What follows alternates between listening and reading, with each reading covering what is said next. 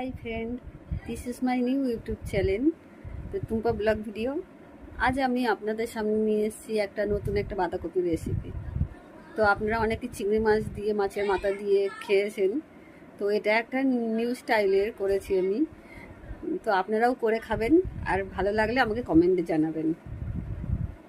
আপনার এই ভিডিওটা ভালো লাগলে তো একটু লাইক, কমেন্ট, সাবস্ক্রাইব করে দেবেন। বাই। আপনারা পুরো ভিডিওটা দেখতে থাকুন। আসুন। চলো বন্ধুরা, এবার আমি বাঁধাকপিটাকে ভালো করে কেটে নিই। বাঁধাকপিটা কেটে নিচ্ছি কুচি কুচি করে। মটর দেবো আর আলুটাও অ্যাড করবো এর সাথে। দেখো আমার কাটা হয়ে গেছে। এবার রসুন, আদা, কাঁচা লঙ্কা, টমেটো, পেঁয়াজ একসাথে আমি কেটে রেখেছি সব। এবার আমি পেস্ট করে নেব মশলাগুলোকে। আপনারা চাইলে আলাদা করতে পারেন, কিন্তু আমার একসাথে করলে আমার সুবিধা মতোই আমি করে নিচ্ছি। চলো এবার পেস্ট করে নিই। পেস্টটা করার পর বাঁধাকপিটা সেদ্ধ বসিয়ে দিলাম একটু নুন দিয়ে। খানিকক্ষণ ফোটানোর পর আমি জল ঝরাতে দিয়ে দিলাম ঝরিতে। এবার কড়াতে আমি পরিমাণ মতো তেল দিয়ে দিয়েছি, আপনারা পরিমাণ মতো দেবেন। গরম হয়ে গেলে আলুগুলো আমি ছেড়ে দেব।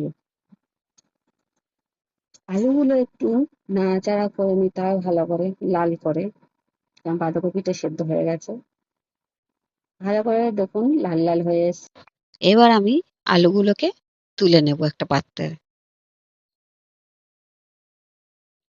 আলুগুলোকে তুলে নেবার পর তেলে আমি কালো জিরে, লঙ্কা আর তেজপাতা ফোড়ন দিলাম। আপনারা চাইলে গোটা জিরেও দিতে পারেন।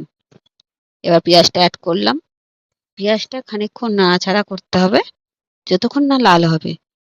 পেঁয়াজটা এবার নাড়াচাড়া করার পর দেখুন লাল হয়ে আসছে আমাদের। এবার আমি একটু হলুদ অ্যাড করবো 1 চামচ। আপনারা পরিমাণ মতো দেবেন।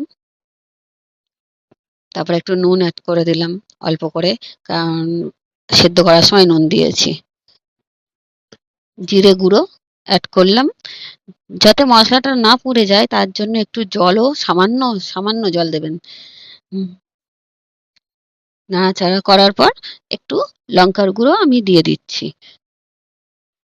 এবার লঙ্কার গুঁড়োটাও আমি নাড়াচাড়া করে নিলাম। করার পর আপনারা যে পেস্টটা করেছেন, এবার ওই পেস্টটাও আমি দিয়ে দিলাম। পেস্টটা দেওয়ার পর ভালো করে টমেটো দিয়ে দিলাম। এবার ভালো করে মশলাটাকে কষাতে হবে। কষিয়ে যতক্ষণ, এবার লাল করার জন্য একটু কাশ্মীরি লঙ্কাও আমি অ্যাড করে দিলাম, যাতে রংটা আসে। দেখো তেল ছাড়তে আরম্ভ করেছি মশলার গা দিয়ে, মানে মশলাটা হয়ে গেছে। এবার বাঁধাকপিটাও আমি অ্যাড করলাম। বাঁধাকপিটাও ভালো করে নেড়ে ছুড়ে আমি জল দিয়ে বসিয়ে রাখবো, কারণ আলুটাও সেদ্ধ হবে। তো হয়ে গেল। ভালো করে কষিয়ে শুকনো করে নিয়ে এসে আমি গরম মশলা দিয়ে দিলাম। দেওয়ার পর এটা হয়ে গেছে।